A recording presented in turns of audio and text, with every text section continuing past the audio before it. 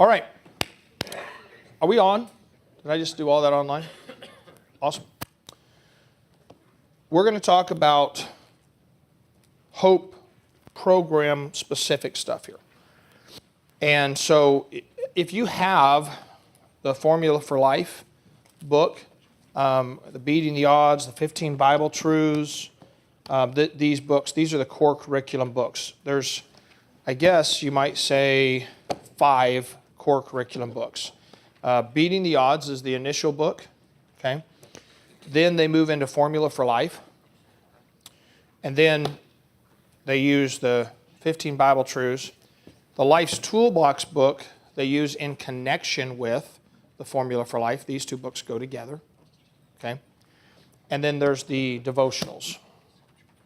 Okay, so I'm going to explain kind of how these things work together first, give you a kind of an overview of where you would use them format-wise, and then I'm going to go through and explain what's in them, okay? So I'm going to do it kind of in that, in that way. When we have a weekly meeting, and this I'll give modifications on this if you want to do just one-on-one or things like that. But when we have a weekly meeting, we use a 3-part program, okay? And the 3 parts are not really any different than what Awana used to do, okay? Or what RU does. Or, by the way, RU used the Awana format. RU was developed in the same church that developed Awana originally, okay?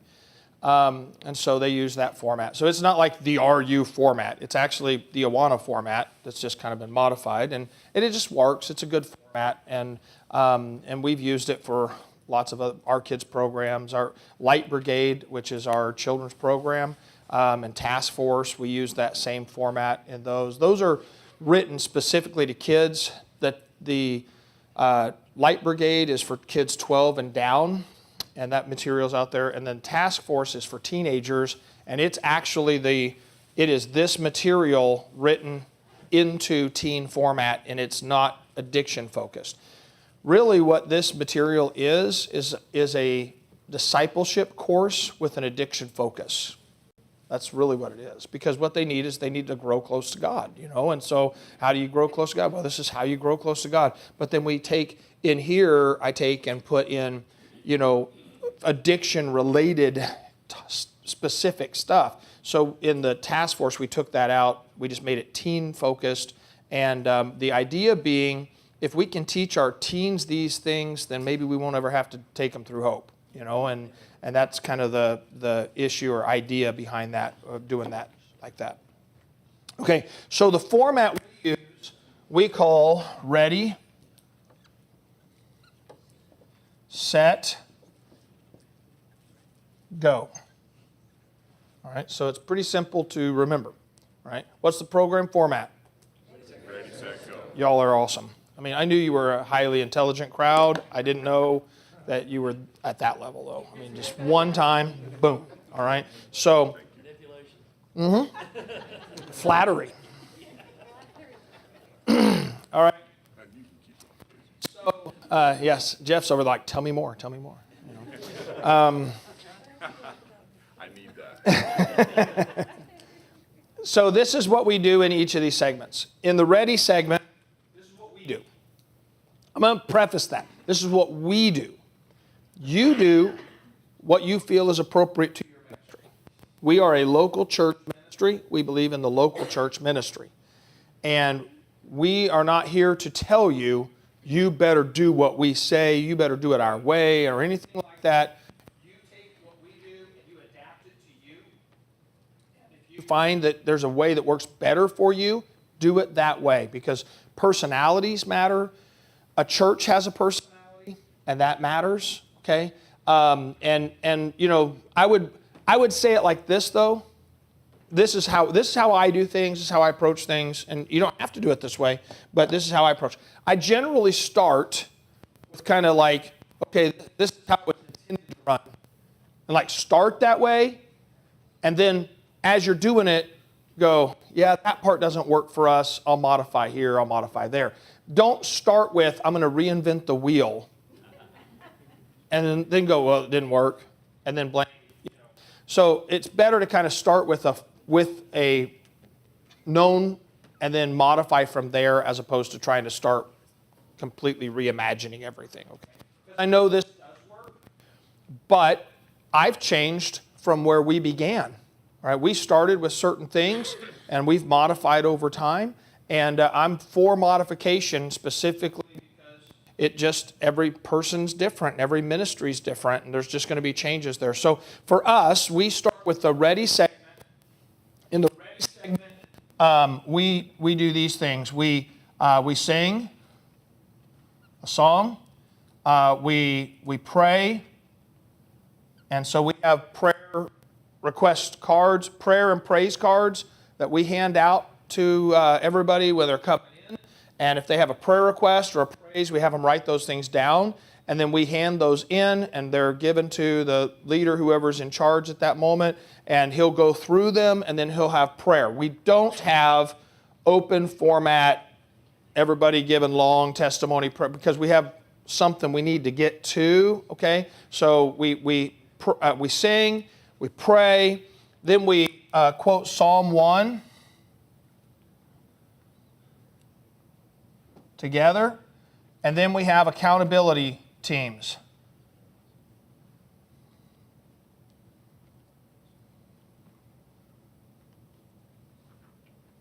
All right, and so accountability teams is when we divide up into pairs or threes, and these folks work together on their book work. And I'll explain that more here in just a little bit, but they're going to work on this, help each other. They're going to sign off on steps that have been done.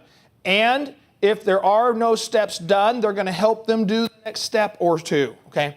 Here's where a lot of people fail, to be honest, is they go, man, our people won't do the book work, so we just eliminated it, all right? So that's like saying, I can't get my people to pray, so we just quit preaching about it. You know, I mean, it's like, that doesn't work. You know, you can't just go, they don't read their Bible, so we're just not going to talk about it anymore. I mean, you know, they need to do personal work. They need to invest in their own spiritual growth. And if they're not going to do that, they're not going to grow. Okay? So initially, we would have this is how we started, where we just said, okay, has anyone got a step that they did this week? And everyone's like, nah, I didn't get one done. And then we were going, okay, well, I guess let's go on to the next segment. And quickly, we found out that didn't work. You know, they're just not going to do it if there's not a time. Some of them, especially when they first start, it's like they're not going home and doing this every day through the week. They're just not. And so we have to have at least a time where this is the time. You're going to do it right now. You know, but then we're encouraging them. You know, you need to get it, have it ready. You know, have it ready. And so we try and pair up accountability where we have someone who is doing the work, right? They may not be done with the work. We don't have just all these leaders that are sitting around waiting for a new person. These are people, they're working with each other in this time.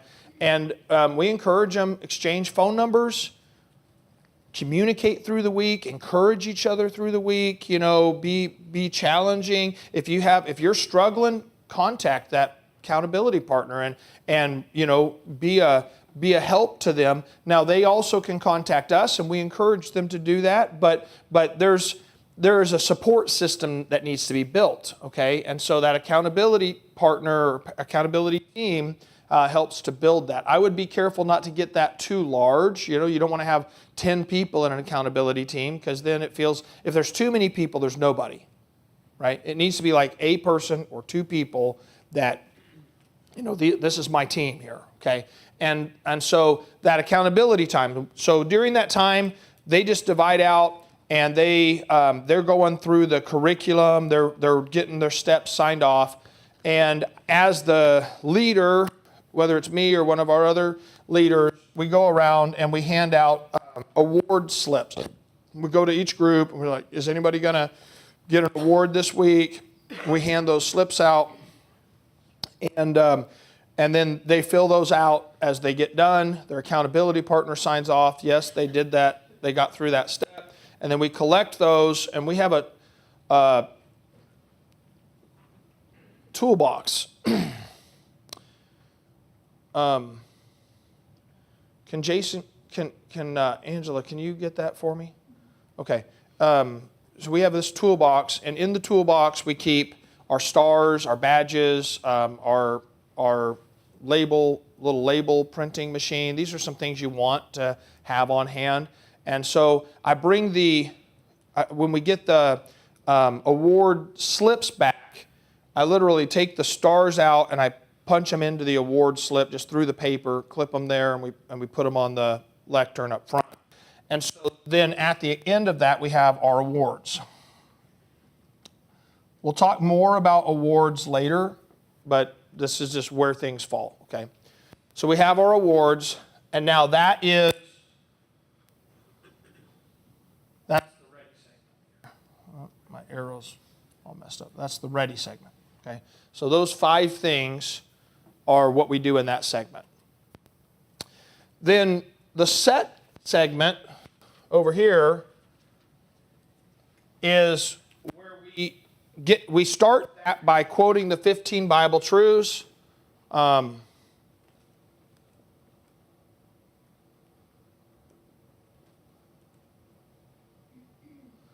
then we do the workbook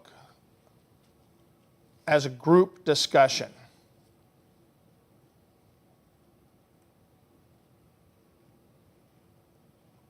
And I'm not going to get into all of that right now. I will here when we get to the curriculum itself. But this is not a work through at your own pace. This is the whole group working through. And we don't go through a whole Bible truth in one night. We go through a verse or 2 in one night. And if you get to where you're doing 5 or 6 verses, you're probably not doing it right. If you're doing an entire Bible truth in one night, you're certainly not doing it right, okay? Because there's a goal here. The goal is not just to get through the material.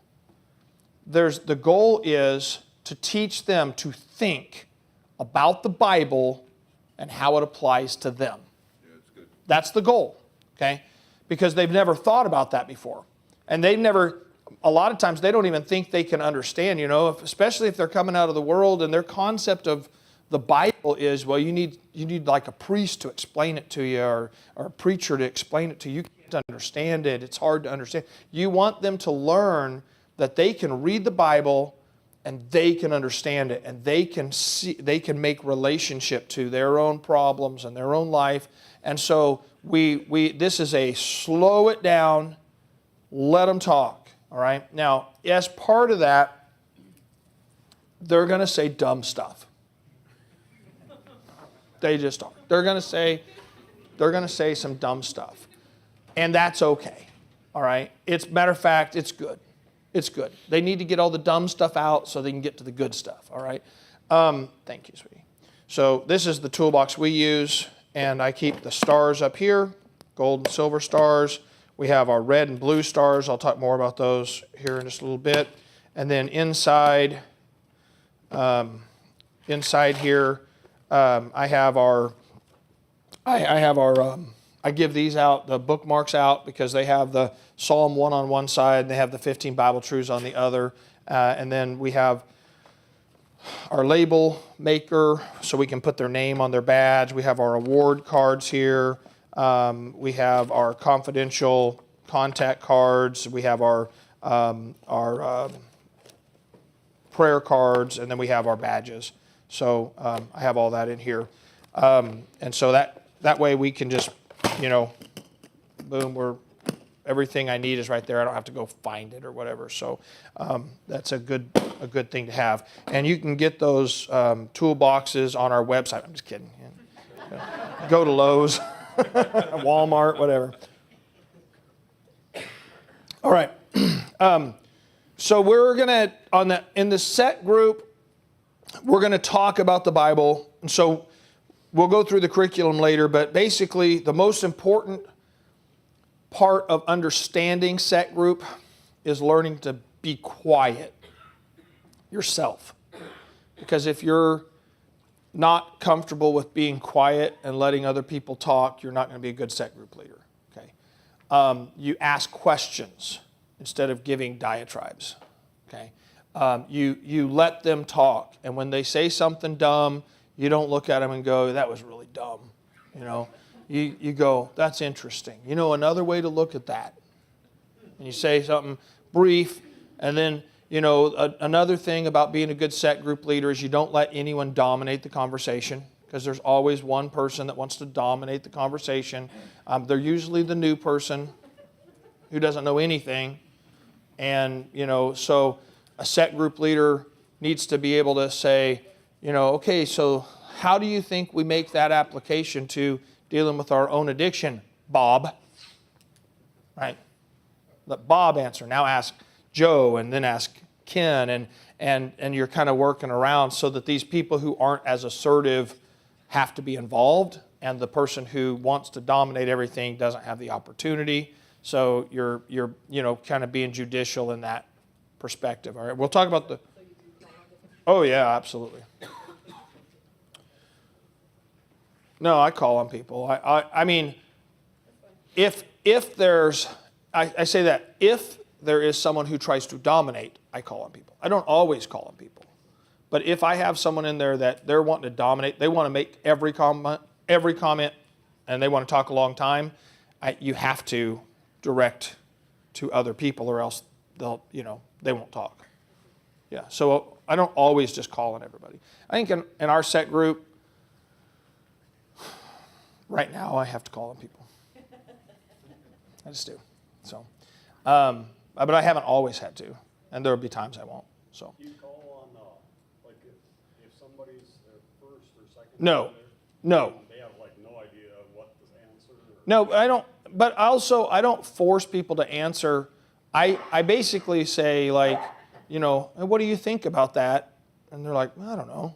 You know, okay, that's fine. That's a fine. I mean, I don't like sit and focus on them. No, you have to have something. You know, I just give them an opportunity. Basically, is what I'm doing. Okay. Yep. Who reads the scripture? Everyone does. Yeah, I'll ask. Now, as the group leader, I know who's uncomfortable reading, and I don't ask them. I don't want to put anyone on the spot. But I don't let anyone get out of there without having an opportunity to talk, because there will be some who want to come, just sit and not talk, and they need to. They need to get engaged, because they need to be engaged. Okay, so they at least need the opportunity to engage that way. Right? Now, they may not take it right away, but they need that opportunity. Okay. So that's the set segment as far as the formatting. And then go segment is just preaching. All right? And you say, well, what are we supposed to preach on? I recommend the Bible. I mean, highly recommend the Bible. That's what we use. I found it to work real well. Okay? Yeah. Make a note. Put it on a Post-it. Yesterday you were talking for the last couple of days. If you would use the microphone. Remember to use the microphone, because people out there can't hear. Sorry. You're fine. We good? Yeah. You've been talking for the last couple of days about making sure our people learn some of this material, and some of this material you've been teaching is appropriate, I would think, to teach, so these guys learn I was just going to say. how to handle their stuff. So can that be part of the preaching Yeah, I was just going to say that too. So what my point was is you can preach anything. Okay. You know, but you really ought to focus on things that matter to them.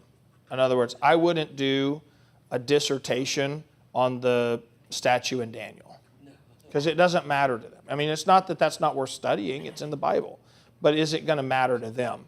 And so when I'm preaching in Hope class, I'm preaching on how to deal with stress. I'm preaching on, you know, dealing with the destructive thought patterns in your life. And I don't preach all of them. I preach one. And even when I'm preaching one, I'm not giving it to it like I gave it to you guys, because, you know, you're able to get this much and they're able to get that much, you know, or that much. And so you gotta know your audience, right? I mean, it's not that they're dumb, but if you've been doing a lot of drugs lately, you're not going to get as much. I mean, you know, you got to get that part in.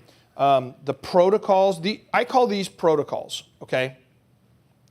What a protocol is it's a process or a plan for how to deal with a topic, a subject, okay?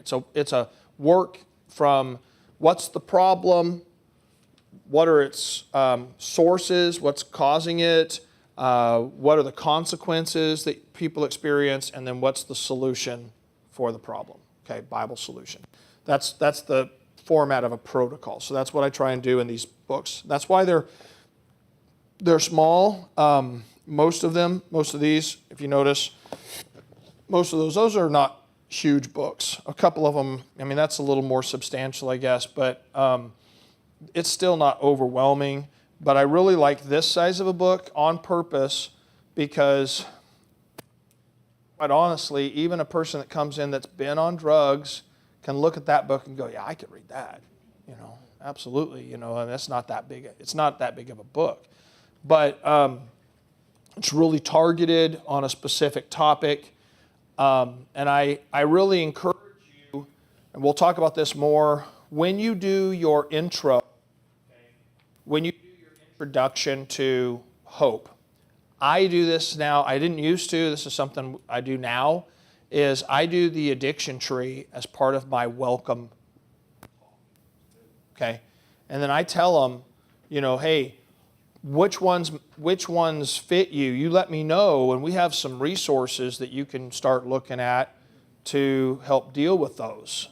And then we just go ahead and start getting them on a private. Now we're not, and we tell them, hey, if you want to talk about it, but there's exercises in these books. Like they can read a chapter, do the exercises, and work through it. You don't necessarily have to have someone sit down and go through the counseling. My intention with these is to give you a tool that you can give someone and they can get the help if they really want it. Now, not everyone wants the help, okay? They're not ready for it sometimes. But if they want the help, they can get it. And the exercises are here, and they can work through it, and then they can come ask you questions and stuff like that. So I do the addiction tree in our opening, and I'll get to that here in a little bit.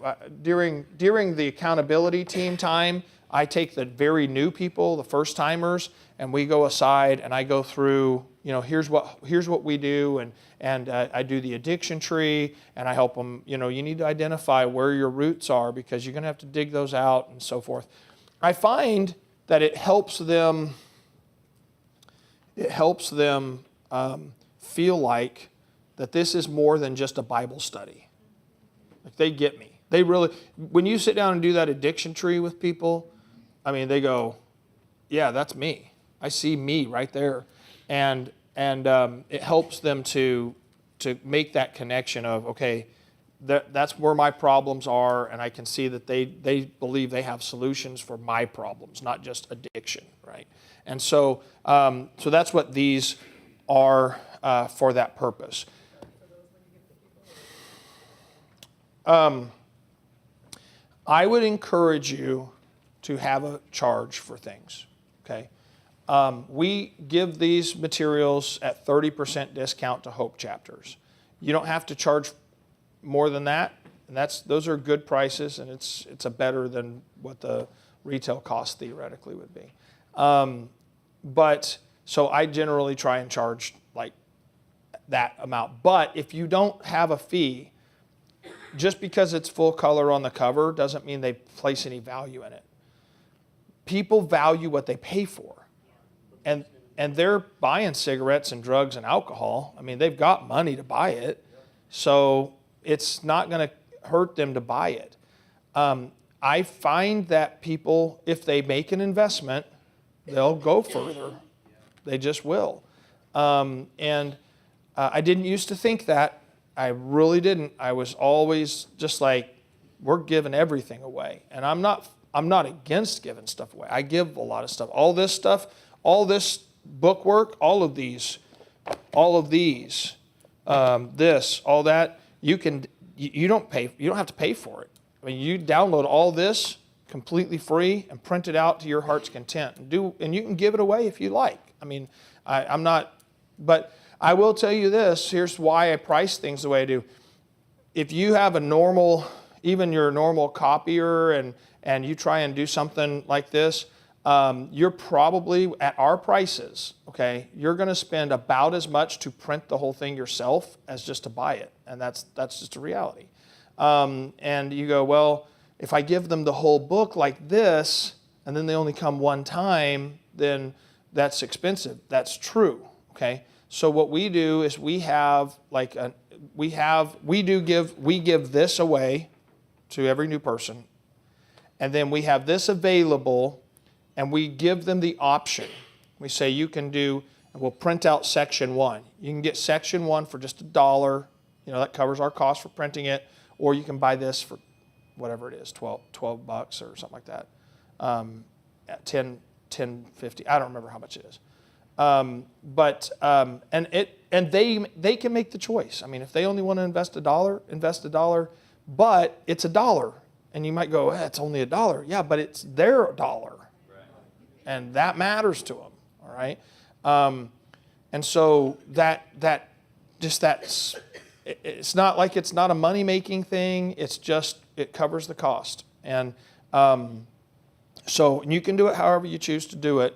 Because like I said, we gave it out a lot. And we really do. And I have zero problem giving it out. It's not because I wouldn't rather give it out. It's because I realize that the investment matters to them psychologically. Right? It just does. I don't know. I don't understand that but I also get this too. It goes back to what we were talking about yesterday with cultural thinking, and a person who thinks of themselves as a victim, they will take everything you have, whether they intend to use it or not, and they will waste it. And they waste what they do not invest in. They only value what they personally invest their money in. And so if they invest their money in it, it has value. That's just a reality. There's some, and I'm not charging for the gospel. They can come and hear the preaching, and I'll work with them and love them and help them and everything. But they do need to make some level of investment in their process. All right, where was I at? Preaching. Okay.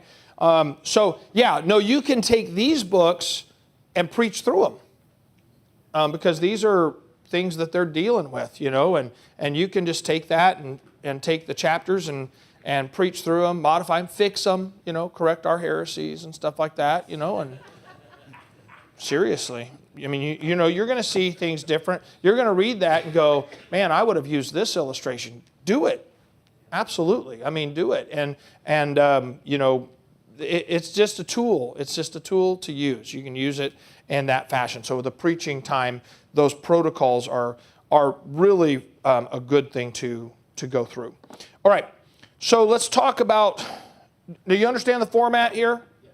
Okay. How much time do you spend? Microphone, please. Always come to the microphone. Always come to the microphone. No matter how many times I say it. Yeah, exactly. How much time do you spend on each segment? And I know that may vary, but... Yeah, so we do, on Friday night meeting, we do about 2 hours total program. So we're doing, 40 minutes-ish per segment in that area. But we don't run by a clock as much as the clock is more of a guide than a law. It's not like 40 minutes, boom, we have to change. If God's really working right here, and we take an extra 5 minutes, that's fine. And if we get out at 9:05 instead of 9 o'clock or 9:10, it's okay. I mean, we're not trying to be, time masters or something like that. But approximately 40 minutes a segment. But on Wednesday nights or Sunday school, we're more rigid on the time. And so we do 30-minute segments, or approximately, right? We'll talk more about that later. But yeah, about 40 minutes. Do you break up? Good job. Thank you. Do you break up the set by gender? When we have enough people. Okay. If we only have 3 people, we're not breaking up. It's like, that's just, you know, So where's the line sort that you have found? it's where you're comfortable. Okay. I mean, I don't know. If I have 5 people, like 2 ladies and 2, my line is generally I want at least 3, you know, because just 2, it's a conversation. It's not a discussion group, right? So 3 and up, I'll divide. You might think that, Beth Haven, they probably have, you know, this huge group of people. You know what? We go through those phases just like you do. We get down to where it's like just the workers showed up that night, and then we have one person coming, and then we build up, and we'll have a group of people, and then, you know, as they start graduating or they just quit. And I mean, we go through the same thing. We have people come one time and never come back. We have a lot of those.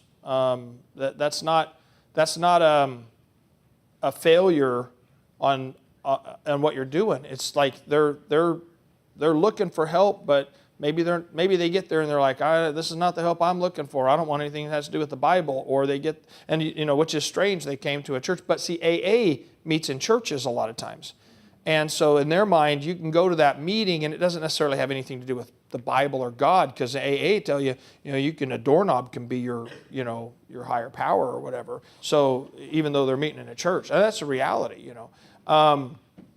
So it doesn't mean that they're, just because they come and don't come back doesn't mean that you're failing somehow. I mean, you're available to the ones that are ready. It's just like door knocking. I tell our people, we're not knocking doors because we think, you know, and we come back and I didn't lead anybody to the Lord today, I'm a failure. No, you went out and you shared the gospel. Even if you didn't get to go through the gospel, you were available for that. And what we're really looking for people that are looking. Okay, we're looking for people that are open. But you go through a lot of people that aren't looking and a lot of people that aren't open before you find that one, you know. And so it's a process. So don't beat yourself up about, you know, well, we don't have this big group. You probably won't have a big group most of the time. And it'll go through these, you know, oscillations of, you know, small to growing and shrinking and all that. That's just the nature of this ministry. Okay, and I'm going to talk, well, I'll just say that right here. The biggest reason, the biggest thing you can do to build your group is stop relying on it as if you were a business. You're not a business. A business puts out a sign and an ad in the paper, and then they wait for people to come in, basically, right? You're not a business. Addicts need relationships. They need community, right? And they are drawn to a community. They're drawn to relationships. They want that. They're lonely, okay? They're alone. And the best thing you can do is go out and meet them and get to know them out there and then bring them in. And Brother Gates was talking about that last night. You know, they're out there trying to talk, but you've got to engage them. They've got to know that this isn't just a clinical thing for you, okay? Just getting them through this material isn't going to change them. This is a tool. Yeah, it's a tool to help them grow in Christ, but it's that relationships that's going to really keep drawing them back, okay? And so this is less, in that sense, okay, in that sense, it's more about you and your willingness to invest in them, your willingness to love them, than it is about the curriculum. Now, the curriculum is going to help them learn about God and learn how to draw close to Him and implement the character qualities of Christ into their life that will help them maintain sobriety long term. But the initial aspect of it is it's for them. They're not sitting there going, if I just had a way to instill the character of Christ into my life, I would get off drugs. What they're thinking is, if there was somebody that cared about me, they could help me. And it's not about this, it's about this. And them knowing that there is someone that cares about them and there is someone, but you're not going to sit in your building and that happen. You're going to have to get out there and you're going to have to go find them. And you just go find them. They're everywhere. And yeah. microphone there. And so you go find them, and they'll come, okay? But they need to know you, you know, they need to know that they need to know you care, you know. And as they build that knowledge of you, then they're going to be more faithful. They really will be, yeah. So we've been getting sometimes we get folks that appear to still be high on something. Yeah. Do you let them sit through the meeting, or do you course. ask them to come back another time? No, yeah, we let them sit through the meeting. What's that? Yeah, we let them sit through the meeting, of Okay. course. Yeah, they're coming because they have a problem. If I tell them they have to fix their problem before they come, then, you know. Now, I don't let them be disruptive. If they're disruptive, you know, we kind of like, you know, you're going to have to calm down, you know. But we don't have that happen real often. We've been getting that lately. That they're disruptive? No, well, talk a lot. Well, that's because, yeah. I mean, Kind of ramble and yeah. like a sewing machine. Yeah, that's why you call on other people, you know. And I engage with them. I mean, I'll engage with them. You know, I don't like go, hey, you be quiet, you know. They do that to me. They'll talk while I'm talking, and you know, so it's okay. I mean, like I say, there's a level where they get disruptive, but you know, there's that level. But yeah, no, I don't kick them out. So I have two questions. One, how many teachers do you have? Obviously, you probably have a male and a female. And then also, child care. How do you go about running that? Yeah, well, we follow the Brother Gates manual. We throw them out. Just throw them right out in the street, man. So,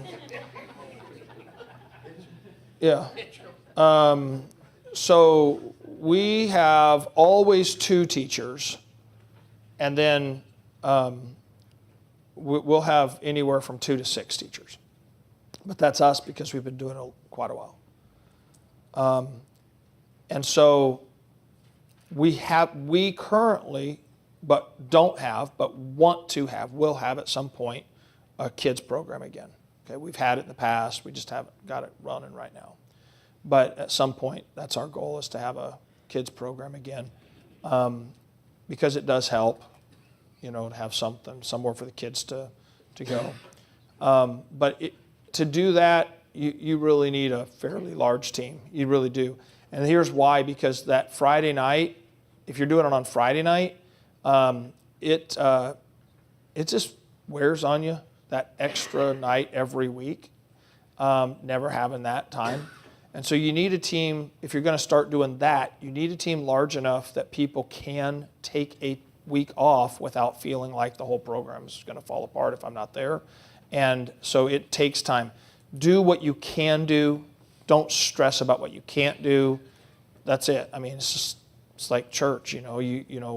We don't have a full orchestra. We have a few people that play, you know, flutes. But if we were all stressed about whether we have a full orchestra, then we wouldn't do well what we, you know, the other stuff. And that stuff comes with time, right? I mean, just development and so forth, and just focus on where you are.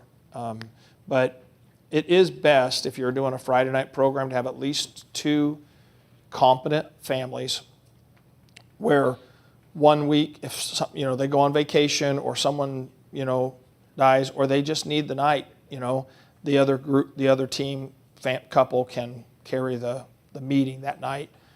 So, you know, that's best. And if you don't have that, my recommendation is to do a Wednesday night during your service, and I'll explain that later, or Thursday. Whatever your midweek service is, do it during that time, and I'll explain how to modify for that, because there you're going to build a team. That's how you build a team. Okay, why don't you come share what you shared a minute ago? We are about a year and a half into our Hope Ministry, and we started it. We have midweek services on Thursdays, and so what we do is our service starts at 7, but we start 6:30, and then we go through the same format. It's a little bit shortened, but We do the same format, and then church service goes and starts without me. I've been over there, and song leader, and they just do their thing, and I get over there at 7:30. But it's been phenomenal because it started out with just our church group, those that were interested in the ministry. What they found is they needed it too, and we have built them as a team, and we've done things. We started, Brother Joshua here behind me. We started a kids program where we bring in kids at 6:30 as well. And so if anybody comes with kids, they go over to their kids ministry, and they're a part of that. And we do not force them to go to our church service. If they want to leave at 7:30, that's fine. But most of them will stay, but some leave, and that's fine. And but it's been great for our people. And I'm at a point now where in August I'm stepping out of it because these guys are ready to take it. And we're starting a Friday night in August now because these guys are they're ready. They're all pumped up. They're ready to run with it. And it's been great for them. It's been great for me. It's been great for our church. It's prepared these other church members to take the ministry and go with it. And it's really only been a huge blessing for our church. And it's not difficult. It takes time, but it's not difficult. And it's, to me as a pastor, it's just thrilling to watch people learn and step up, and they want to do this now. And it's a great ministry. I even took the 15 biblical truths in that workbook there, and I used it we have a Christian school. I taught our 7th through 12th grade. I retyped it and gave it. They didn't know they were addicts, but I retyped it. And to this day, that was one of their favorite years of Bible class. They learned these things and just the discussion and stuff, and it helped prepare them. And but there's so many avenues to use it for, but it has been a huge blessing for us. And again, 6:30 to 7:30 is what we do, and now we're ready to launch out into the next stage. And so, you know, it can be done, and it's been a huge blessing. So Now, none of your folks that are ready to run this, they're not Bible college graduates. They're not. No, not at all. Okay. They're just folks in our church, and they've now gone through this, and it took us a year and a half. We're not still all the way through the Formative Life, like in a year and a half. Right. We're still not through even the 15 biblical truths. We take our time, and but they got it. They understand where it's going, and so they're just faithful church member A and B that of all different ages, and but you'll be amazed how many people in your church, once you start this ministry, and it loses the I can't go to that, but I start out every Hope meeting with this. We all have issues, every one of us, and it's been amazing to me how our church members needed it, and they come to realize that, and then they just jump in there, and it's been a blessing for our church as a whole. So Amen. So this is my recommendation for most churches. That's how you need to start, because number one, you do have people that need help. You can come ask a question. You do have people in your church that need help, and even if they're not addicts, like I said, this is a discipleship program. So it's not like they're not going to grow in Christ. And that's probably the number one comment I get from pastors is, man, I had no idea how much my people, just my regular church people needed this, and it's helped them grow.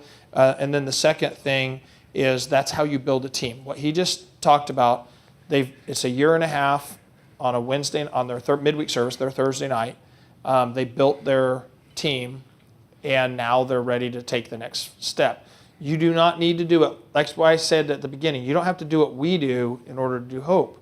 We've grown to this, but we're not, but we didn't start there. We didn't start there. When I started Hope at Beth Haven Baptist Church, we started on Wednesday nights. I did modify our Wednesday night service a bit to do exactly what he just said. I did Hope. I started at 6:30 to 7:30, and I had the song service. And we used to have our prayer meeting time at the end of our service. We moved it to before the preaching, and so we have our song service and our prayer meeting, and then at 7:30 we have a song, one song, 2 verses, and then the preaching. And so we would come in, and we still use that format for our our Wednesday nights.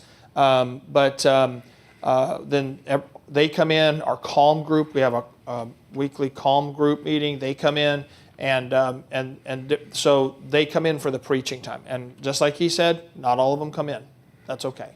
But, that gives all 3 aspects, but it helps you train your people, helps your people feel like, because if you just started on a Friday night, a lot of your people probably wouldn't come, right? Doing it as kind of in connection with your service, it matters. And I have had a number of guys who are church planters, and that's probably maybe what he's going to talk about right now, who like literally just, that's what their midweek service is. They just do the Hope program. Is that what you're going to say? You go ahead. Okay, well, yeah, we've the last 2 churches we've started, the one we've just started and the one before, we made our midweek service an addiction program, not telling them it's an addiction program, but it's very good when we're out on visitation and somebody is in that position. We say, hey, you need to come on our midweeks on Tuesday. You need to come to our midweek service. It's an intensive discipleship program, so we're able to disciple them, but it helps them to realize they can ask questions or be involved in this thing. And so it kind of opens up the whole thing with your baby Christians. And all ours are new Christians. And so it just works very well. And we just use the 30-30-30 on ours. Right. Sometimes the last 30 goes a little over, but but that's how we use it. So Yeah. So just, Can I ask him a question? Do you break up into the group, the second group? yes, we try to. Yes. Yeah, we and then, like I say, we kind of set up, we try to do the 30-30, and then the last service, we have a song service and things, so it might go to 8:15. We start at 6:30, it might go to 8:15. But our goal is to, get them out where they're not real late. But, his question was, do they break up into set group, men, women, set yes, groups? we do the same, basically the same program. We just, it works great for a midweek service. And yeah. All right. So, you might have been an established church and you're like, this is how we do our Wednesday. And if I changed our service format, I have Baptist people that will like revolt and, quit tithing and stuff. And I can't do that. That's fine. That's what I'm saying. You don't have to do it that way like he's doing it, where it's like their whole service. They did it like we did it which is like, just add 30 minutes. The nice part about that is it's like it's not an extra night. It's part of your week, and for your people. But like he said, after a while, you get people that really get a heart for others, and they want to do that Friday night because everyone knows that, man, that's the night that they're going out and they need someplace. They need something. But it's not an extra night for your people that are just kind of like, I don't know if this is really something. But I'm curious because I have a cousin who's an addict or my brother or something like that. I'd like to learn more so I can help someone else. And then they start getting help, and then they grow, and then they begin to help others. So anyway, those are important things, okay? Any other questions real quick before I move in to a break? 5-minute bathroom break because you've been to HTO already. All right, let's take a break.